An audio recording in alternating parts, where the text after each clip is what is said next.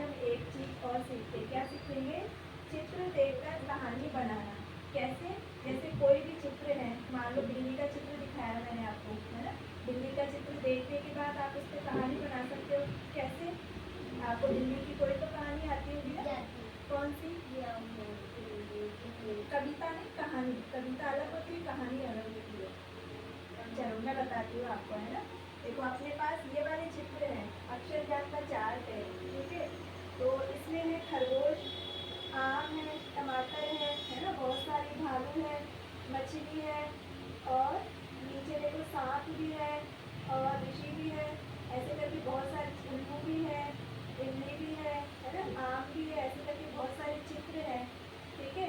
जैसे मैं आपको एक कैरेक्टर देखती हूँ, कैरेक्टर मतलब चरित्र, मतलब जैसे मानो कि आपके पास मैंने आपको एक बिल्ली का चित्र दिखाया, ठीक है, या बंदर का चित्र दिखाया। देखो बंदर भी जैसा गोरा, है ना। तो बंदर का चित्र देखकर आपको कौन सी कहानी याद आती है? कोई तो आती होगी ना, जैसे शेर। वहाँ कौन सी आती है?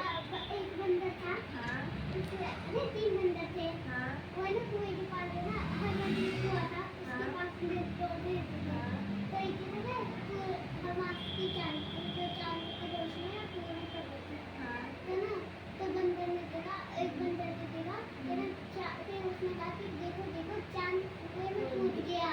फिर है ना बाकी बंदरों ने ना उस चांद को निकालने की बहुत कोशिश की, पर निकाल नहीं पाए, और वो खुद ही पूरा हो गया। हाँ, ऐसे ऐसे मैं आपको एक कैरेक्टर और देती हूँ। जैसे मान लो मैंने आपको दिया शेर दिया, ठीक है, आपके सामने वो शेर का चित्र है, देखो इसमें भी है और इस वाले चार्ट में भी है ना। तो शेर को लेकर आप कहानी बना पाओगे क्या? कैसे बनाओगे बताओ? एक चूहा और शेर की कहानी है। हाँ बिल्कुल। एक बार एक शेर था, वो ना अपनी बुआ बताओ। एक जंगल के अंदर एक शेर पेड़ के नीचे सो रहा था। वहाँ पे तभी एक चूहा आया। वह शेर के ऊपर कूदने लगा और शेर जग गया अपनी नींद से। शेर बोला कि अब मैं तुझे मारूंगा।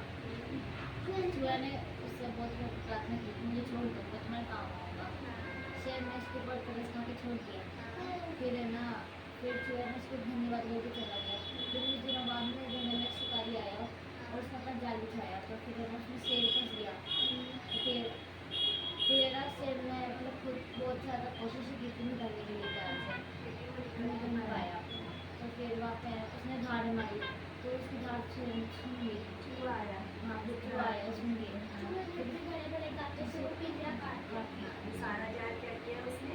काट दिया। काटने के बाद शेर बाहर आ गया और दोनों में दोस्ती हो गई। उसके बाद फिर आगे भी यही कहानी क्या है?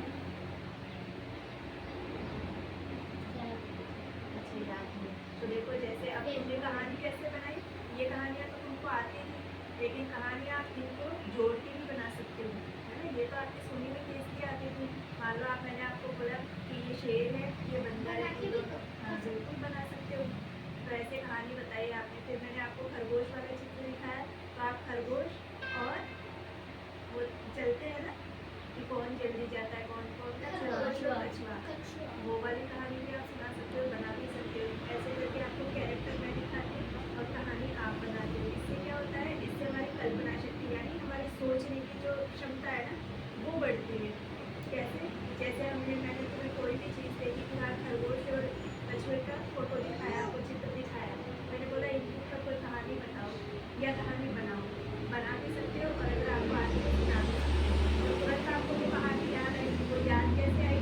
क्योंकि आपने कल्पना की, आपने सोचा क्या क्या हुआ था या कैसे हम कहानी बना सकते हैं, है ना।